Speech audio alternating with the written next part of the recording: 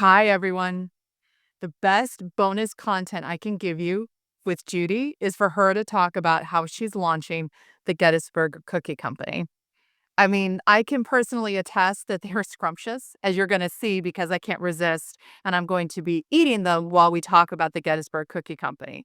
But I think it's always interesting to talk to people who are starting a new endeavor and what that involves and what they've done to believe in themselves in the moment to do something that's not something they've not done before. She hadn't had a cookie company before. She hadn't done this. So, how do you start? I hope you enjoy the conversation and I hope it helps you believe in yourself and your leadership story. Talk to you soon.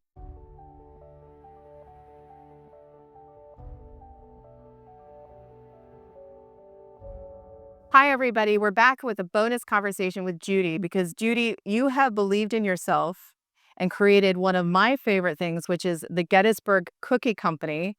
So I want to give you an opportunity to talk about what this is, and I'd like for you to talk about the journey while we enjoy these cookies. So I'm going to start. So will you tell me, how did this idea come to you, first of all? And I'm going to start enjoying Peach Orchard.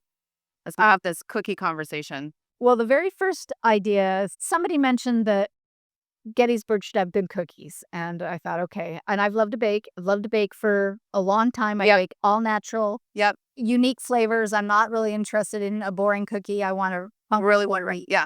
You pull it apart from the side. She got it. I am tenacious. I'm going to get into this.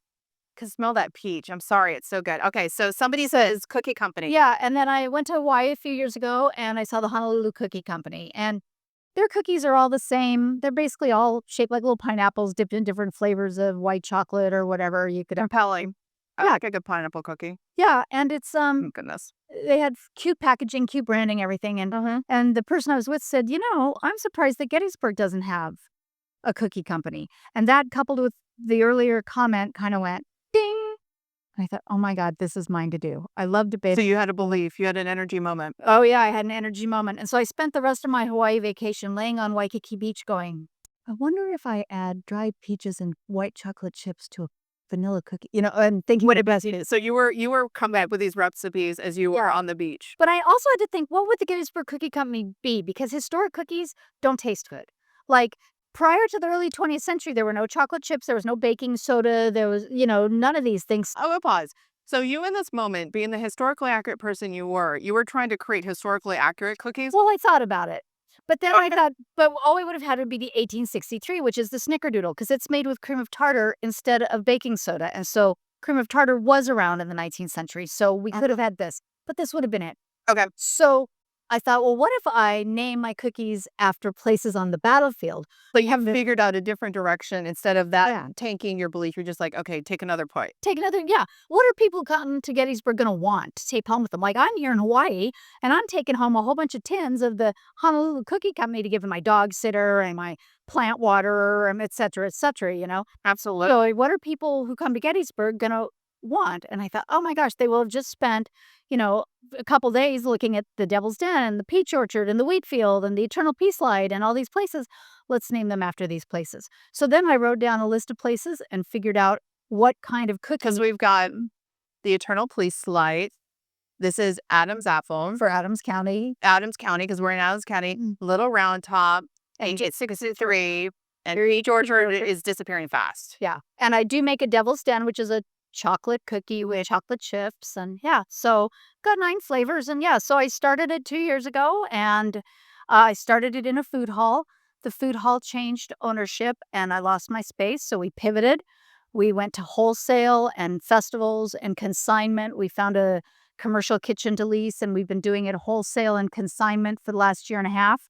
And then in June, I brought on another partner and we bought a building, and we will have a retail space again in March.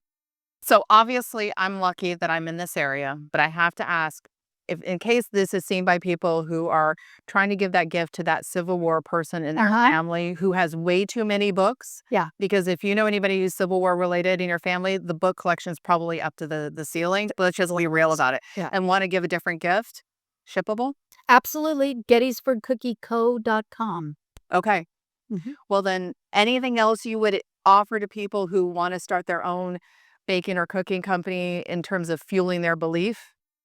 Well, any company, it doesn't have to be a baking or fueling one, but when you have an idea that gets you so excited that you are spending your vacation thinking about how to make it work, or you're losing sleep at night because you can't quite figure out the right proportion of lavender to put in the cookie. Did you really? I really did. Or whatever it is, that's what we talked about earlier. That's that intuition telling you that this is the idea you got to follow. This is the moment of courage. You're Yeah, not supposed to be, you are destined for the light. yeah. And you know what? I had no capital. I had no money to put into this. I had no idea where I was going to do any of this. I do not have a culinary degree. I've got a lot of degrees, but none of them in culinary. But I just knew this was going to work. Well, if I could give you an honorary cookie degree, I would do that right now. Well, Laura, thank you. thank you for the extra story. Thanks, Absolutely. everybody. Hope you Thanks. get a chance to enjoy.